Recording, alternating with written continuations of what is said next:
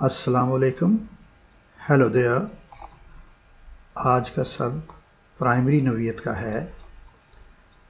Lesson 1 سبق 1 دا noun. قاعدہ 1. جو لفظ کسی چیز یا شخص وغیرہ کا نام ظاہر کرے اسے انگریزی میں ناؤن اور اردو میں اسم کہتے ہیں، جیسے کتاب، لڑکا وغیرہ. آج ہم صرف مثبت فکروں کے متعلق پڑھیں گے. مثبت فکروں کو انگریزی میں افرمیٹیو سینٹینسز یا پوزیٹیو سینٹینسز کہتے ہیں. فکرہ نمبر 1. یہ ایک بلی ہے. This is a cat. Kate noun ہے. یہ ایک پھول ہے. This is a flower. Flower noun ہے. یہ ایک پرندہ ہے. This is a bird. Bird ایک ناؤن ہے. یہ ایک کرسی ہے. This is a chair.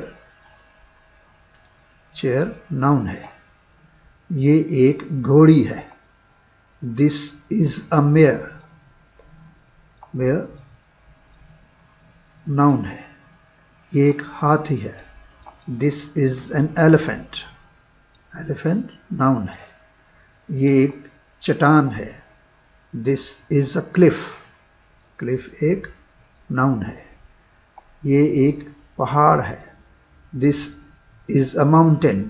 اس کو ماؤنٹین نہیں پڑھنا. دس از اے ماؤنٹین. یہ ایک بحر ہے. This is an ocean. یہ ایک آبشار ہے. This is a water fall. پھر دیکھتے ہیں فکرہ نمبر 1. دیکھیں دس از اے کیٹ. دیکھیں دس بھی سنگولر ہے، واحد ہے. از بھی سنگولر ہے. اے کیٹ بھی سنگولر ہے. یہ ورڈ آرڈر بھی دیکھ لیں کہ الفاظ کی ترتیب کیا ہوگی. دس از اے کیٹ. تمام کے تمام حروف سنگولر ہیں. ان تمام سنٹینسوں میں اس میں دیکھ لیں تمام حروف سنگولر ہیں. تمام حروف. This is a bird singular.